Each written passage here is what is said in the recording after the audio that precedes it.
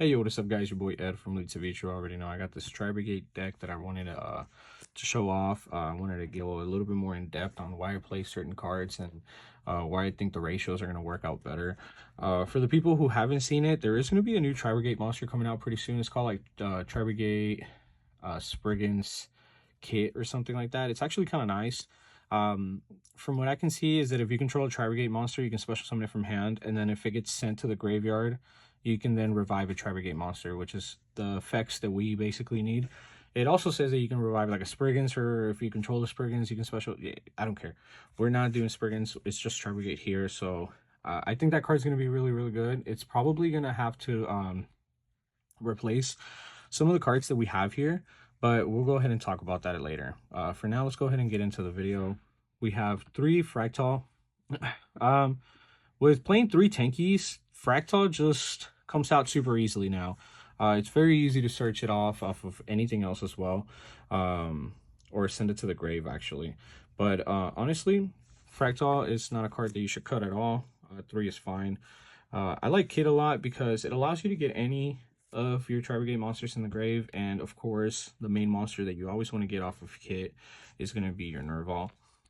I think with Nerval, it works really well because now that we have the ability with Mouser to just send any 2 from deck to grave, it actually works out really well.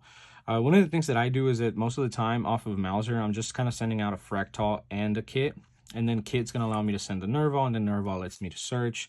But the reason why I send the Fractal is, even though I don't really get an effect off of him, is that you kind of want to see names in grave sometimes. And if you get more Beast, Wing Beast, or Beast Warriors in the grave, most of the time it's just really going to pay off. So you want to be able to send as many as you can, as fast as you can sometimes. And with Mouser facilitating that, makes it so much easier to just have names everywhere. I like the 3 Karas. I've been on 3 Karas for a while. I like 3 Karas because I'm also still playing my Fabled. This guy's really, really nice. Allowing us to be able to make Herald is really, really nice.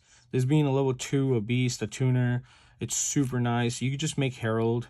And honestly, the thing is that it's really nice, because the thing is that with as much as you get going with this deck, making the Karas with the Herald on top, like making Herald on top with Karas, is just so nice, because then you get like, you can get a bounce on the field, you can get your Revolt set up, and then you can still have like an Omni Negate, which is going to be your Herald, with a Floodgate, which is still going to be Herald. Like, it's just really, really nice. I'm also playing the Radiant Typhoon engine in here, and the way that I'm playing it is that I'm playing 3 Swen and 3 Eldum.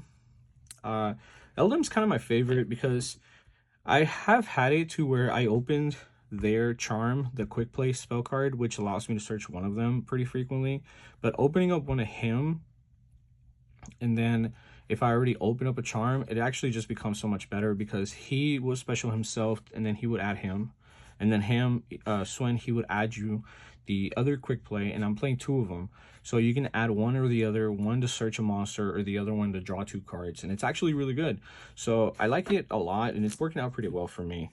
I'm also still playing the 3 Rescue Cats. I think Rescue Cat's really, really nice, but opening up like a Rescue Cat in one of these kind of makes Rescue Cat kind of unnecessary sometimes, but it still gives you so many more bodies. It feels like a little bit of like, sometimes depending on what your hand looks like and how much you've been hand trapped, it could be a little bit of overkill because you get a lot of bodies on field. But with situations where like you can get them set up, it just makes it so much faster for you to be able to just get so much going. We're gonna move on. So I always think the Fua is definitely the better hand trap. And in this deck, I have 3 Nibs just because I already have the Fuas in another deck. Uh, and I have the 3 Ash. I think that for most of the deck profiles that I like to put out, I always want it, if I can, main deck the Fuas and the Ash. So this can definitely be Fuas. Fua just being so good, opening that card up, going second, just gives you so much advantage. With a deck like this as well, where you just want to be able to draw a lot of monsters and do a lot, it helps out so much. Ash just really is Ash, and you got to be prepared for like branded fusion decks. It's a good card, Ash. Tenki, it's at 3 again, so we're gonna be playing the three tankies, allowing you to add the Fractal. Super nice. Continuing on, I play 3 of the Radiant Typhoon Chant. This is really, really good, allowing you to add any one of your Radiant monsters from deck to hand is super cool because then that gives you so much combo and ability to be able to go off. But if you open up one of these and already one of the other monsters in hand, like honestly, Eldum is like the one that comes up to for me the most. If you open that in Eldum, like this in Eldum, you can then search for Vision instead whenever you get to Swen. And then Swen is going to allow you to be able to pitch this card and draw 2 cards, which is really, really good. I've also like drawn like Harass off of this, so that helps out a lot because then Harass just kind of combos off of what you already have going on. I play 1 hammer. Honestly, I've been thinking about playing 2, but I'm gonna keep it at the 1 just for now. I think hammer is working out really, really well for me. Allowing you to search out like Revolt is really cool, or allowing you to just straight up link summon as a quick play on your opponent's turn is crazy. You're gonna do call by and triple tactics as well. Just really, really good. Honestly, I think that I've considered playing other cards like, cross out, but I just don't play that many hand traps. This deck does require for us to play like a lot of other cards. I am playing a few other stuff besides the Revolt. I have 3 Imperms, and I think Imperm's really, really nice with this deck because it's not a deck that is playing on your opponent's turn if they go first, where you're like using the K9 engine to like set up monsters on field, so you have an open field most of the time, and you just be able to Imperm if you play it correctly. So being able to Imperm sometimes is really good. I know that like Vanquish Souls are playing again a lot, and then like hitting the 104 can be like very beneficial, and then or hitting like what is it, Holly Sue, it's actually really, really nice. 2 Mouser for the extra deck. I think she's really, really good. I'm honestly starting to think that this is going to be a one-off for me, but the more and more that I play, the more and more that I test, even with the new card coming out soon, I feel like this is just going to have to stay at 2 for now. I haven't been wanting to cut it. I really like it at 2. We're going to go ahead and move on. 2 Fairjets, super good card. You can literally link almost any 2 of your monsters to make her, and then she will allow you to special summon 1 from hand. She will also allow you to draw a card, put 1 back. Super good. Very, very, very combo heavy card, honestly. Bear Broom. You don't want to lock yourself with Bear Broom before you're, but like you don't want to get the Revolt like so heavily sometimes. Like, it's not good to lock yourself. This is what I'm trying to say. I think that sometimes you don't want to lock yourself, and you kind of don't always need to get the Revolt from deck to hand because, like I said, opening up Hammer actually happens pretty frequently, even just as a one-off. But yeah. Ancient Warrior is super good. Allows you to get that bounce real quick. Doom Eagle's nice. Literally DD Crow. Super beneficial. Very good card. I like it a lot. And then 2 for your banish, of course. 1 that can be a combo heavy reliant one, and then 2 to be able to banish. Honestly, I'm considering playing a 3rd because with this variant, you have 1 that is a super combo heavy lineup, which you're gonna need to use, and then the other ones is gonna be just 1 banish. You want to be able to have 2 sometimes. 1 Elmirage. Normal summon, like literally like normal summon Nerval, right? It's like the bare minimum. Normal summon bear yeah, Nerval and or Kit. Normal summon either one of those 2, link this away, make the Elmirage, and then they get their effects engraved. That's kind of how you get it started sometimes, and it kind of sucks.